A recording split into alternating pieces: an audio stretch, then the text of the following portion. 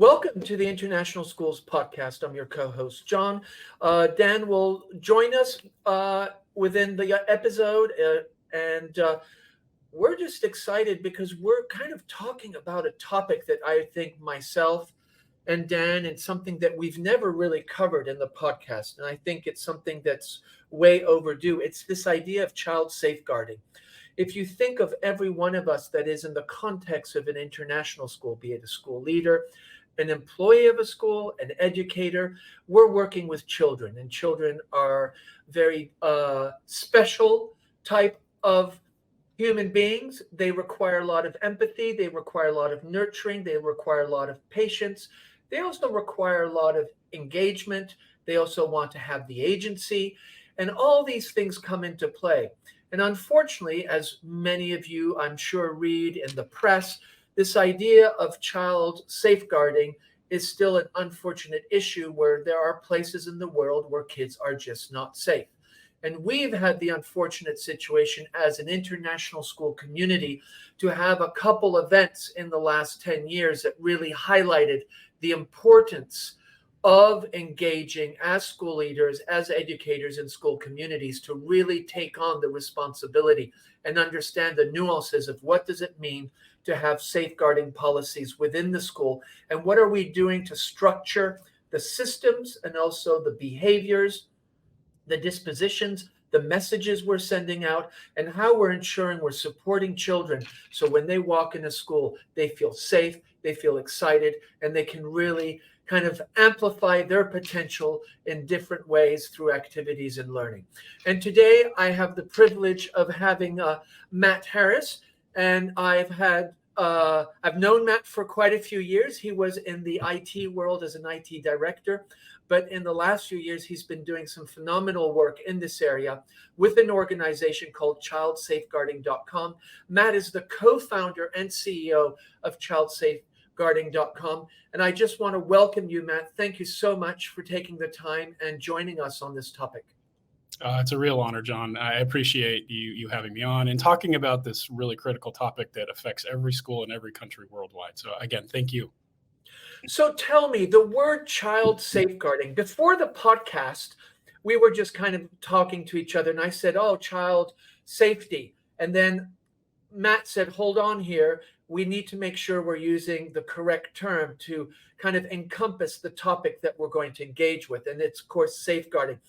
Thank you for correcting me. And then maybe tell us a bit about that word child safety and safeguarding, the difference, and what educators maybe need to understand. Yeah, absolutely. And I think there's a lot of context to this, not only in the basis of us being international school, longtime employees and people that have been citizens of that world, but also where we come from. So I'm American, and we talk about this notion of child safety or health and safety or safeguarding in a little bit different way. But the international term is safeguarding. And the idea of safeguarding is protecting children from severe forms of harm and danger, such as abuse. And that actually is a subset called child protection, which I'll talk about in a minute. But then also looking at wellness, looking at other safety elements. But when you just say child safety, oftentimes that's more of a referral to health and safety procedures that we also have at a lot of our schools. So things like fire extinguishers and fire drills and railings on stairwells and stuff like that. But the major topic with international schools, and you alluded to it, to those two major incidents that have happened in the last 10 years, have really made a larger push towards this focus on child abuse prevention, child protection. So if you're going to look up safeguarding and child protection. And child protection is the protection of children from severe forms of harm and danger, such as abuse. Those two incidents that you mentioned are really bellwether events within the international community. And we won't go into depth of the details on those. I think people can look that up if they want to. But what those two incidents did was really shine a light on us being kind of third culture elements within these organizations, right? We're kind of foreigners to a lot of these countries. And there's a culture and a context related to those communities around child abuse prevention.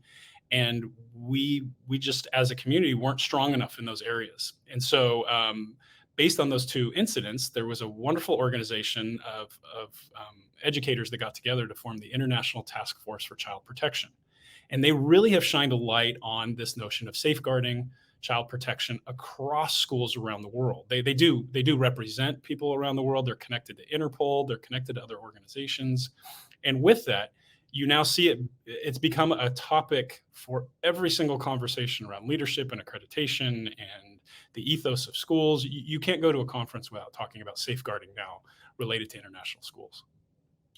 Thank you for that clarification. I think it's so helpful because so often we use terms and we lock into them and we don't realize actually it's not really reflecting what the meaning is. So this was really helpful. Tell me, we're not going to talk about the two incidents in the details, but there were two significant incidents of severe child abuse or misinterpretation. And the gamut, we're not going to go into the editorials or anything. But I'm wondering, were we complacent before, or is this something now we understand is more important? What was happening before then an organization like yours came around, and there are other organizations around the world? You really work in the international sphere, but I'm wondering, was there complacency? Was it also kind of the whole Me Too, Black Lives Matter, this kind of awareness, and also LGBTQ, DEIJ? Suddenly all these different narratives have come to the forefront and really told us we need to wake up, we need to really reflect on our behavior. Do you think was that part of it, or was it we were just comfortable ignoring it? I don't think it's comfortable ignoring it. I think actually your analogy with those critical social movements is apt, because we have always known that it is our central responsibility of all schools to focus on child abuse prevention, but maybe the light wasn't shining bright enough on that particular focal point, right? And if you look at kind of the responsibilities of a school, right, we need to protect children. They need to be safe. That's kind of like a baseline element of the Maslow's hierarchy of need when it comes to a school. And yet, I don't know if I would go as far as saying that we maybe took it for granted, but we weren't focusing on it enough. And then when these severe incidents came, we realized we needed to amp it up. Similar to Me Too and Black Lives Matter and those other very important movements, those have been there, but we just haven't been focusing the correct amount of attention. And once we did start shining lights onto safeguarding in schools around the world, a lot of revelations came in. And that is that while we knew it is important, and in a lot of countries where our teachers come from, specifically the UK, parts of Europe, Australia, this notion of safeguarding is a major part of the lexicon of education in those countries. It wasn't as well defined within international schools from a strategic standpoint and from an operational standpoint. And so this task force really pushed that forward, and the accrediting agencies have really pushed it forward to say, this needs to be part of your communication. It needs to be part of what you're focusing on strategically as a school to ensure that every child within your community is safe. And then we need to look at the operations specifically of what that entails, whether it's policies or personnel, or what we do is training. We train everybody to ensure they understand their roles and they know what child protection is. So this idea that it has been there, yes, it absolutely has, but now it's on the forefront. It is a point of discussion because it's an existential requirement for all of us. And the things that we say to people when we talk about safeguarding and child protection is that really schools have three obligations. There's a moral obligation to protect children, as you can imagine, right? I mean, I think you agree.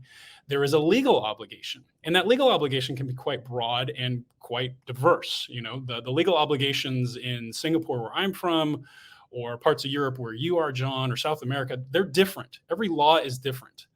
But there are obligations, and almost every country has a legal framework around child protection that the schools need to abide to. Further, every school that goes through accreditation will also need to abide by some sort of standards-based approach. And then the third obligation is there's a practical obligation. You have to put those things in place. You have to have a designated safeguarding lead. You have to have a policy. You have to do safer recruitment. All these words that we've heard about, you have to address them as a practical element of the operations of the school to ensure that the children are in the safest position possible by being within your community. Yeah. So it's there. We're just getting a lot better at focusing on it across the board. Do you think the nature of international schools, and we talked a bit about this, international schools often are set in countries and cultures that most of the population, be it the educators or the leadership team, or even the students and parents that come, are maybe not locals and they're expats or third culture community.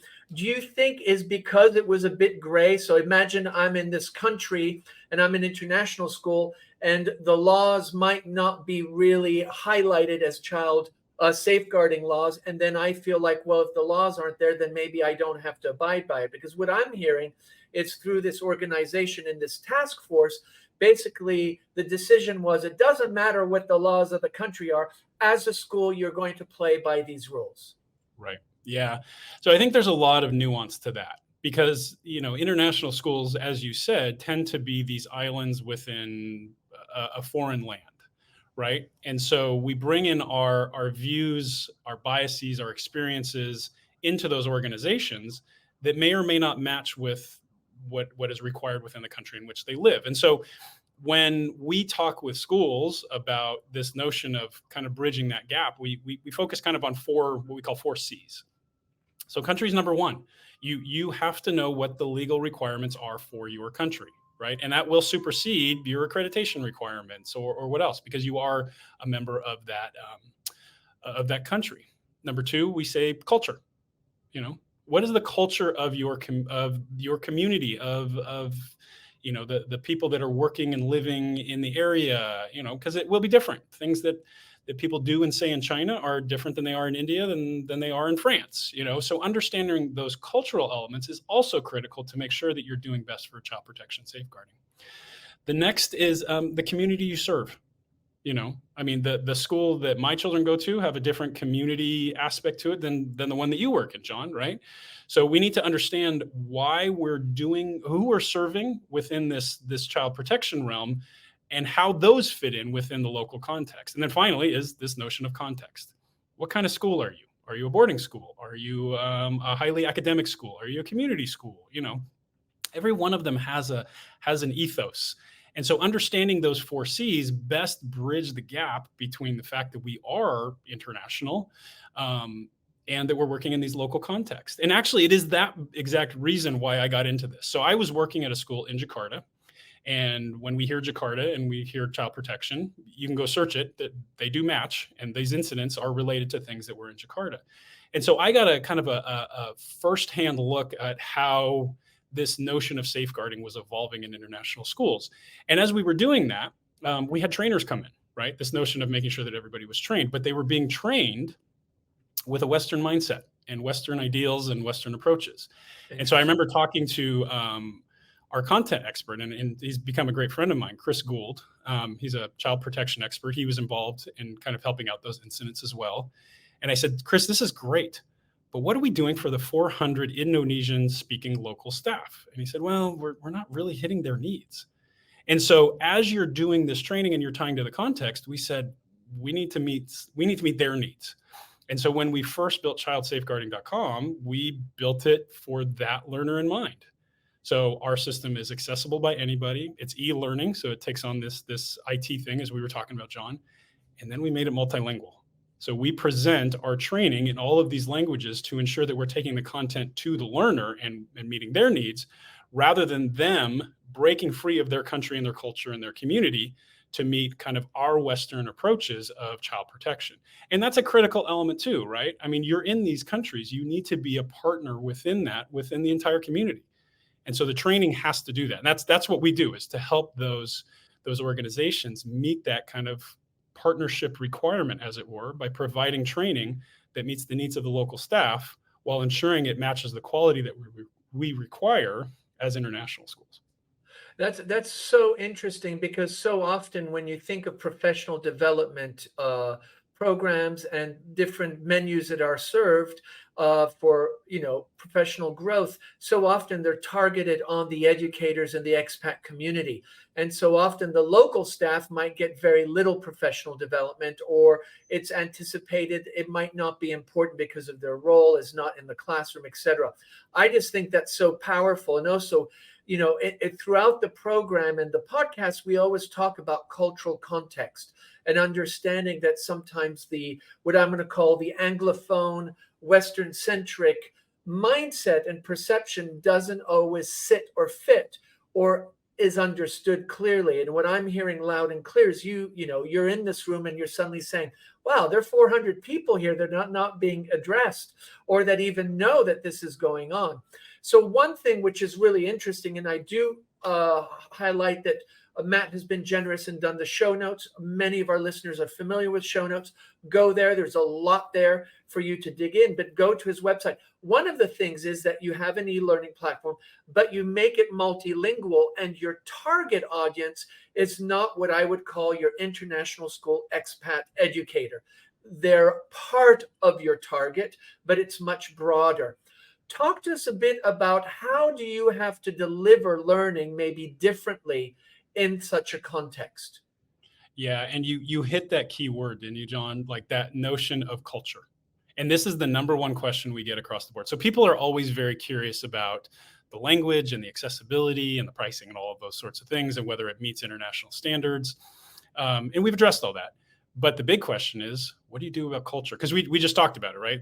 The way that children are reared in China versus India versus France versus Peru is totally different. And certain elements that certain activities or ways of interacting with children just are not acceptable at our schools. So how do you account for that when you're doing a training for China and India and France and Peru? And what we do is we ignore the culture. And this sounds really counterintuitive, I know, but it is quite effective because the culture that we tie to is the culture of the school. So you are an employee of the school, you're a volunteer, you're a parent, whatever that is. And it is our school ethos that we will not be a cause of abuse for the children. We will not harm them. We will not be alone with them. And so we take that cultural element that is very much tied to the local community and say, within this space of being an educational institution, there are certain norms and requirements.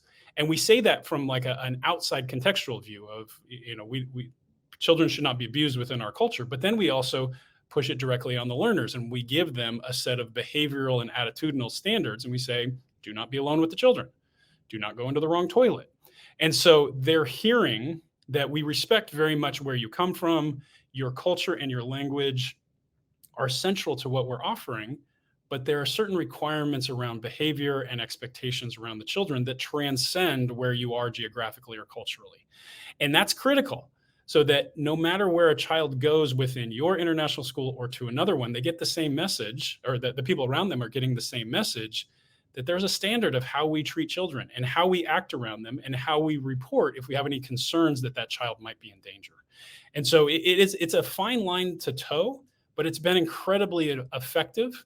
And we've had wonderful feedback from schools that really like us saying this message in Burmese or, in Afrikaans. We're able to say it in mother tongue and then tie that to not only the course, which is really valuable, but we're handing out certificates in those languages. And when we've talked to learners, this has just been fascinating to me. The learners come back to us and say, I know this is important. I appreciate the time, but the fact that the school made an effort to give me a certification and a course in my language really shows me respect and shows that I'm a part of this community. So it's kind of a win-win all the way around, right? That the cultures are respected, but we're hitting these international norms and standards. And I think, as you said, it's counterintuitive, or the idea that you're ignoring the local culture, but you're at the same time you're celebrating it because you're delivering the language that the people speak, whatever it might, and we're just using Afrikaans as an example, or Burmese, and then the certificate. Because I would say, from my experience, having worked in Asia and Africa and now Europe, often the professional development is delivered in language, which is the English language. That's kind of the default language for many international schools. And I think that is just really powerful, the message. Do you really look at the mission and the values and the learning principles? How important is that in framing that conversation?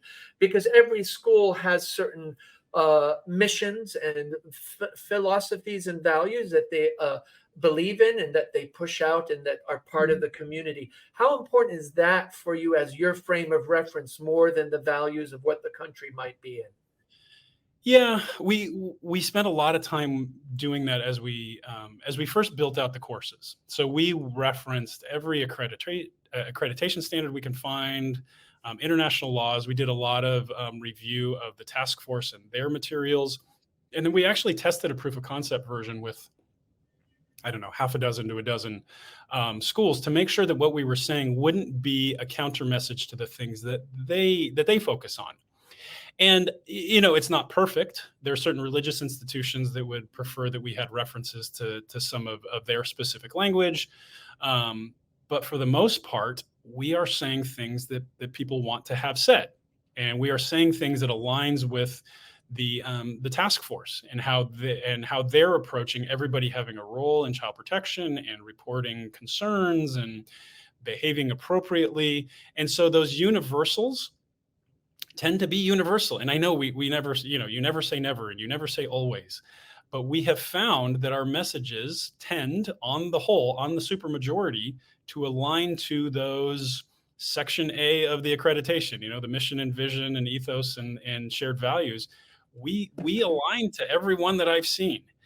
And if you think about it, we're talking about protecting children at that baseline level from the greatest forms of harm and danger. I really can't see a school that would say, I don't know if we really want to do that. It's not in the DNA of why we got into education.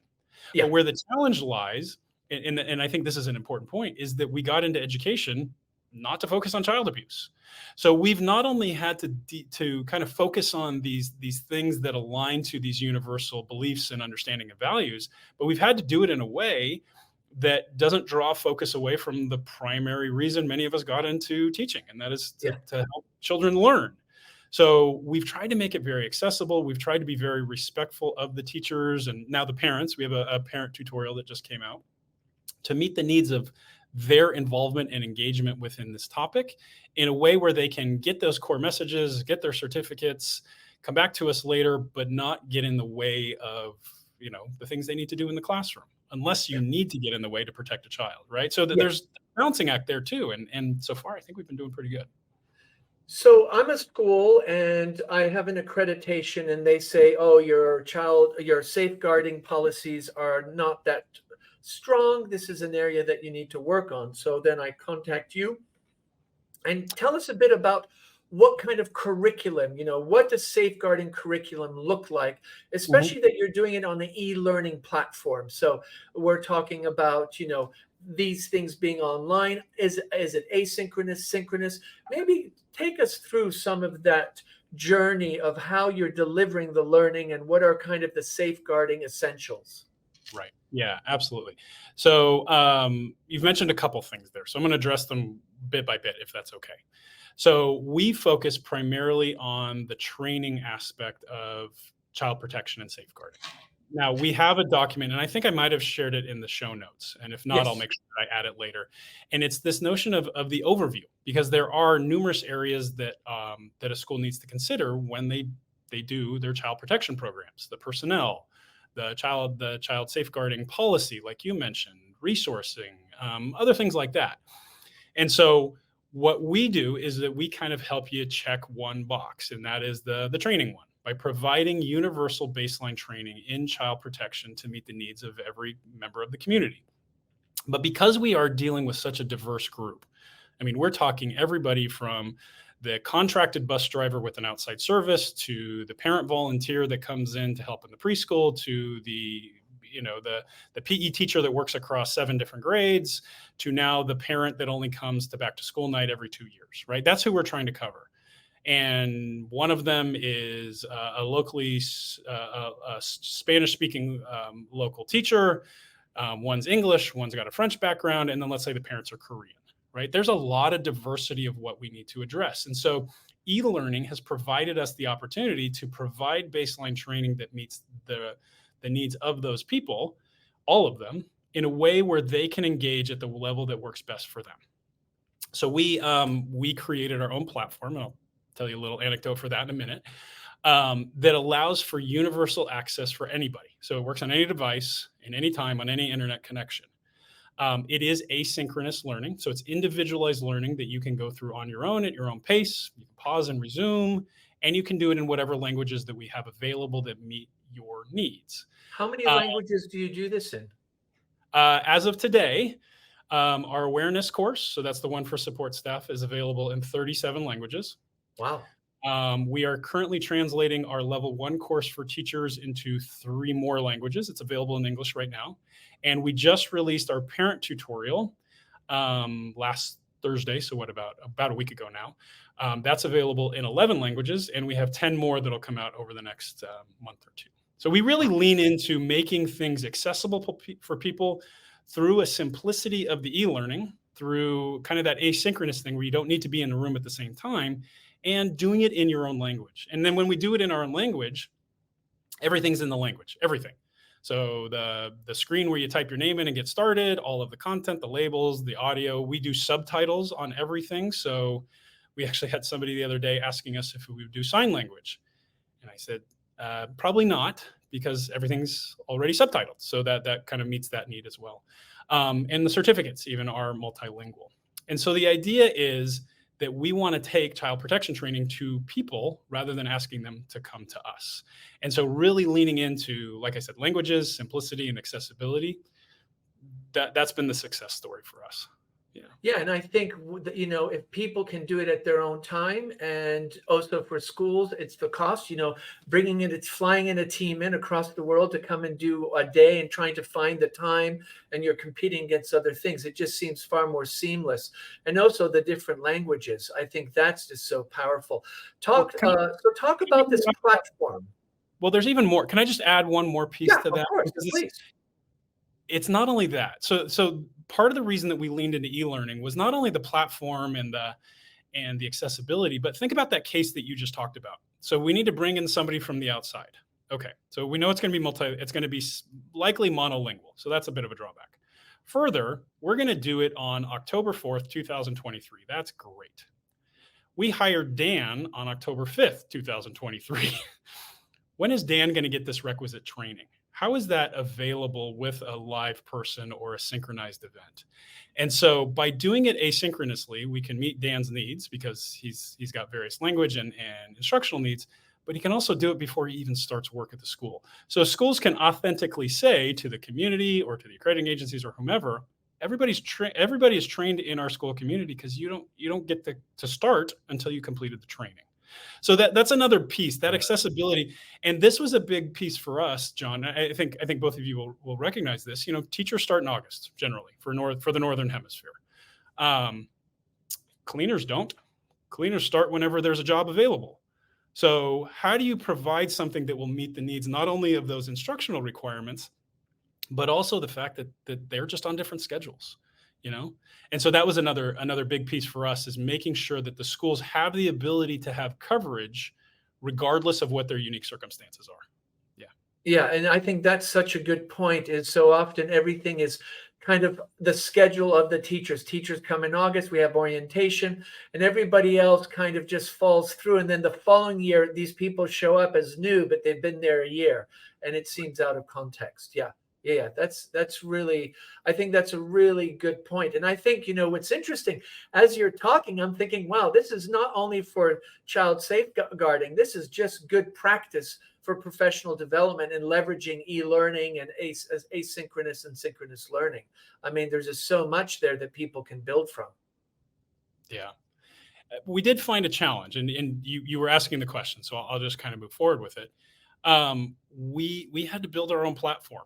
And John and you and I and Dan and you and I go way back on all of these wonderful uses of technology and the learning management systems and all of that.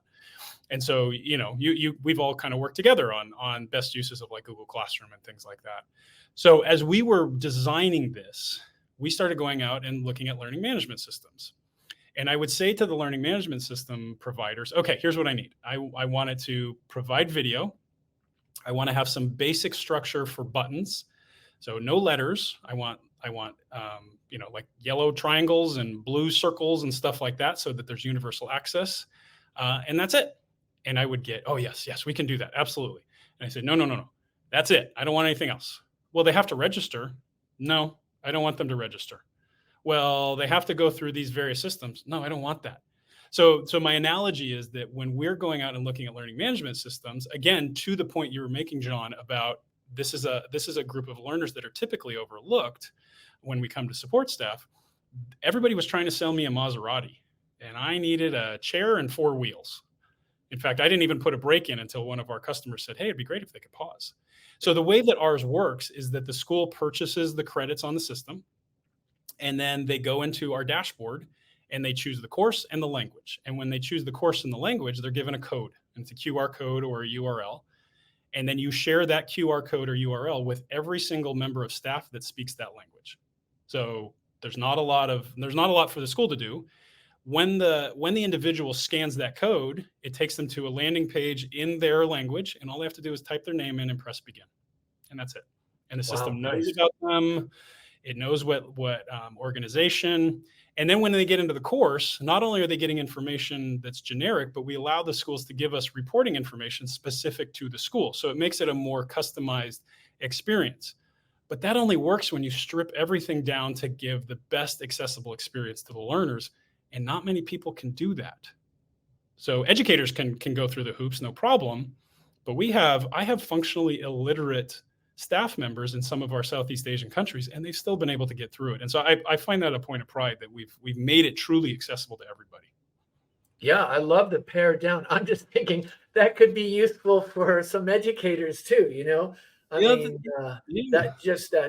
think, often, and I'm sure, Dan, you feel the same, this kind of all the bells and whistles that systems have sometimes feel overwhelming. Dan, you're on mute.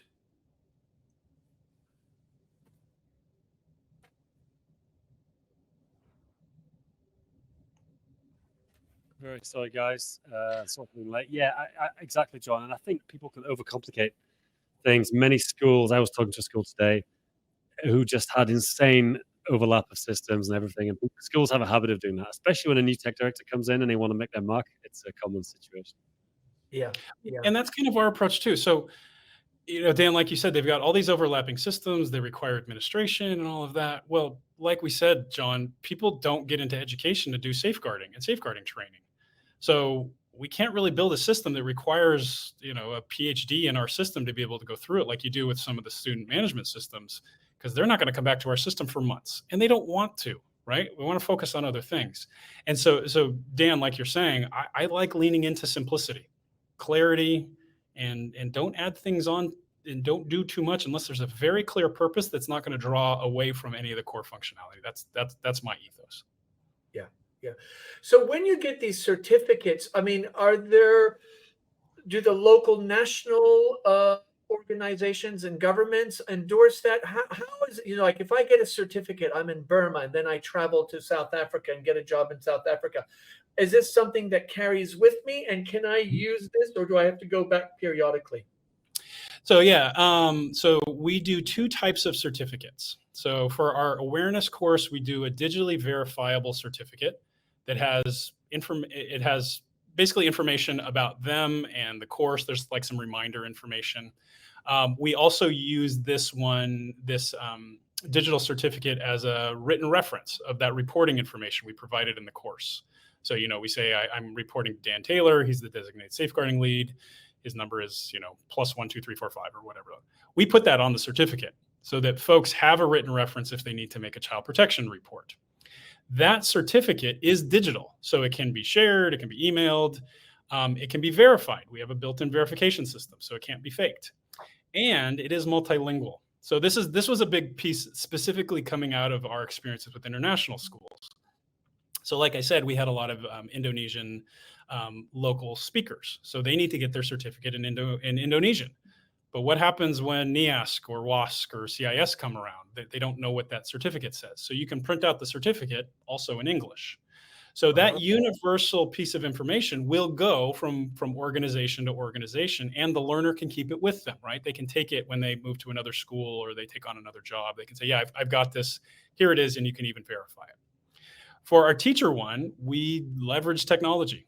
And so what I mean by that is we put our certificates on the blockchain. So they're not only verifiable and shareable, but they're unassailable. you can't fake one of our teacher certificates. No, And What are you, because out of interest, Matt, what platform are you using to put them on the blockchain? That's kind of it's interesting. I'm interested fascinating. in blockchain. Yeah, that's a good question. We used a third-party provider that sadly went out of business. Right. And so, necessity is the mother of all Yeah. invention, right? So we talked to them. We did some engineering. I have a wonderful dev team with an amazing intern, and it turns out that the blockchain technology that they used is built off of a GovTech approach here in Singapore. And so we recreated their chain using government technology. So we built it ourselves, and it wasn't that complicated. So it's not on like I won't mention company names, but it's not on those main company names. We have our own owned chain that we built ourselves based on publicly available APIs and technology through the Singapore government. Okay. So that's been hugely powerful. And with that, again, you can verify it, you can put expirations on it, and you can share it. So our certificates are digitally shareable on CVs, LinkedIn, stuff like that. You can share them wide and far. But because this is such critical compliance level training, it can't just be a one-off. And so our certificates are typically, not 100%, but are typically valid for 2 years. And there's a reason why it's 2 years. And we actually talked to the accrediting agencies and we went through best practices. If you get live child protection training at what's called a level 1, which is like the baseline for educators, if you do it live with one of those trainers that John was speaking about before, typically your certification lasts for 3 years and then you need to redo it. Well, that's a little too long if you're doing asynchronous online training, right? It's just because it's not interactive, that doesn't work. But if we do it on an annual basis, you dilute the impact of that instruction. So that doesn't work either. So 2 years is the sweet spot for the learner, the instructional design, and for the costs for the school. The school cannot do this course every single year. Financially, it's not good for them. It's not good for the logistics. So 2 years tends to be the sweet spot. And when they come back to our course after 2 years, we've made various enhancements and we've made changes, but they're now seeing the same course, which reactivates some of that learning, but it's 2 years later. So a lot of it's still fresh, and they get the nuances that they missed the first time. Because we always, whenever you do training, you say something and it's got multiple meanings. They start getting that second meaning. So, so those certificates are hugely valuable. Everybody wants them. People share them left and right through our platform. And then they come back and do it again to stay current on their training. Excellent. I love the idea of the use of blockchain. We've heard so much about it, and I'm always surprised, like university degrees or even some of the professional development that people do in schools aren't leveraging this blockchain technology, because we know that, it is just such a secure platform and very flexible and agile. So that's great to hear. Matt, you were an IT director. All three of us have known each other for a lot of years, and we've done various projects here and there. Tell us how you suddenly, you talked about child safety and safeguarding. How did this come about? And I know you worked with some other people, and we were talking about some of the other people. Tell us a bit about your entrepreneur journey, because as Dan always likes, he loves the entrepreneur story. And I just think it's so interesting. And Dan, I don't know, jump in also. I'm just curious. Yeah, this is an interesting one too, isn't it, Dan? And I bet you get this too, where people want to hear more and more of the story. And so I did a presentation at a conference, I think in March, and I had this long deck set up to talk about the things that I have learned and the things I would do differently. And people really didn't care about that. They wanted to hear the story. And they were engrossed in like, what was that journey of moving from somebody that worked in schools to somebody that's running their own company? It's similar, I think, to a lot of us, where I was in Jakarta during the time of these incidents, and I learned more about safeguarding, and we saw that hole. And then I left Jakarta and I moved back to Singapore permanently, and I was doing some consulting work. And I was looking for projects. And so a colleague of mine and I started having a conversation, and we were talking about what are the holes that we could fill. And the conversation kind of led to asynchronous training and who you could do it for. And then a light bulb went off, and we said, why not safeguarding? Why not this group of people that is not really focused upon? And if we leverage the the e-learning correctly and we do the instructional design and the script writing correctly, we can make this multilingual. And that's the gap. But as with anything, it was purely conjecture. It was purely hypothesis. And so we had to pressure test it. And so I went out to my friend Chris, the expert. I went to a colleague named Angelica Nieres, who has a lot of connections with schools. And then I just started talking to schools. And I just floated this idea. I said, what would you think if I had this? And the resounding response from everybody was, this is a need. This is a need across the board. Accrediting agencies, legal people were telling me, yeah, we need this. So we built out a proof of concept, because I don't tend to leap before I look. And we built out a baseline version. We got some learners on it. We shared it with, I think, 40 different people in these various organizations, because, just like you guys, we have these networks where we can really pressure test these ideas before we do them. And it was a resounding need. And so with that, I jumped in. I stopped taking a salary. I helped develop, I ran the team that developed the platform. I started doing all of this work in conjunction with these team members. And then we released it at the height of the pandemic in 2020. Wow. Yeah, I know. And the responses that we got at that point were confounding. Some people were saying, this is the perfect time. Nobody's working. I can have them do the training. Other people are saying, nobody's working. I can't have them do training. And then we just started adding more languages and sharing it out more and more. And it's just become just kind of a snowball running down the hill.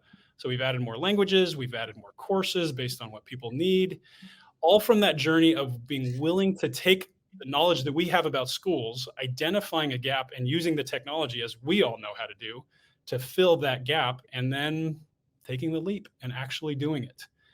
And now I don't want this story to sound like everything has been perfect, but I'll tell you, even the downs and the ups and all of that has been an amazing part of the journey.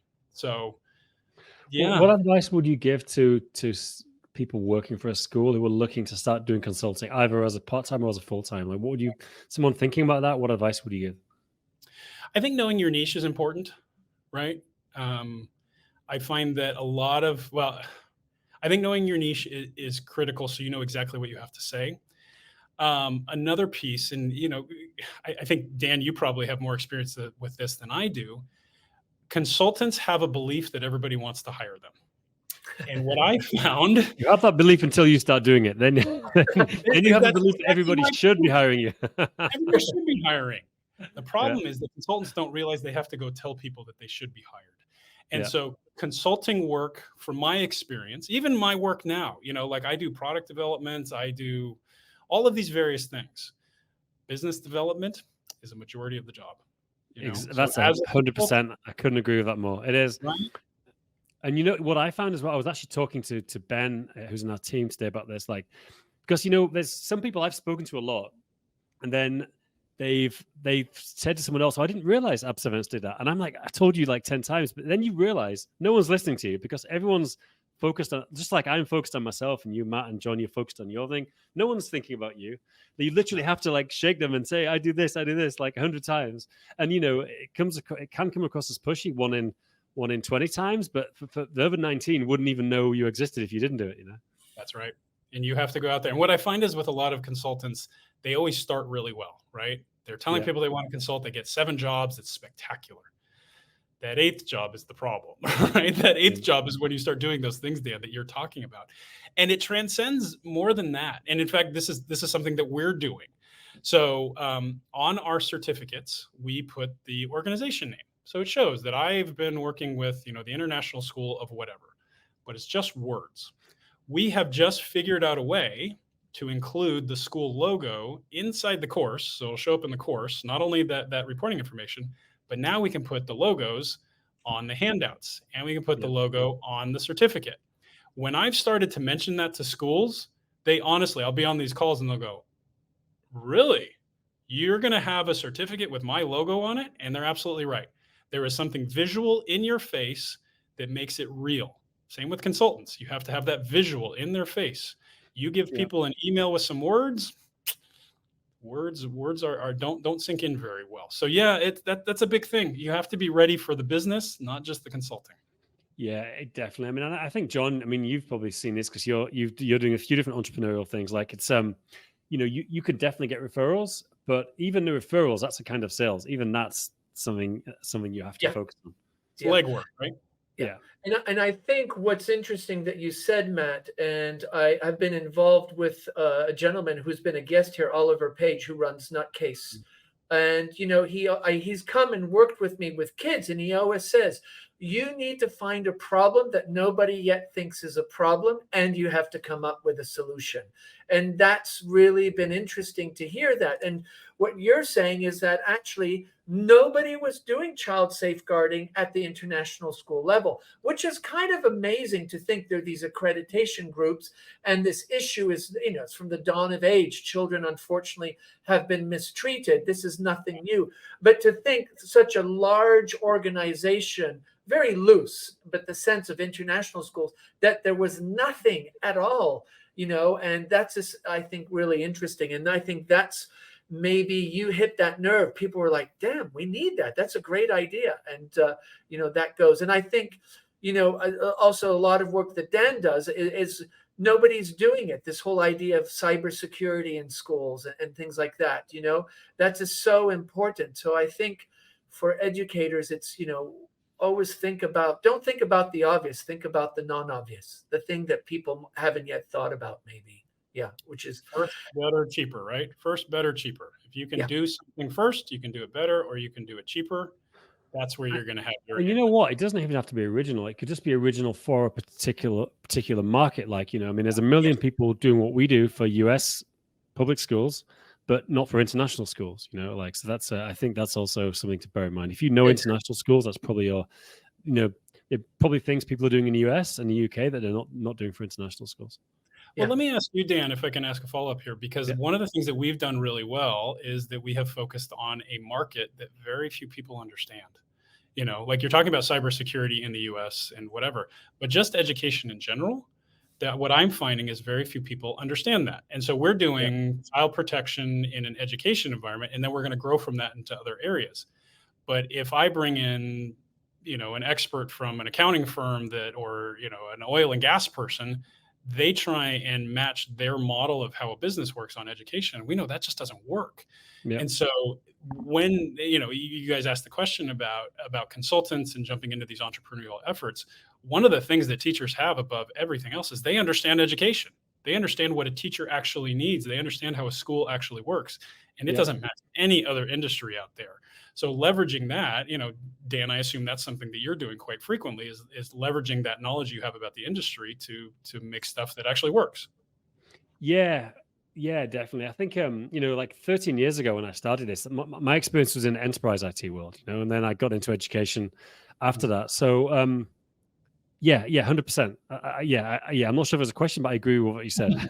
It's like, I agree with it. Yeah, I think it's. Then what you do is you have a million conversations when you go to the Middle East or Asia or wherever you're traveling. You just meet people and you're not really selling. You're like, hey, let's go and have a drink. Let's go and play a golf game.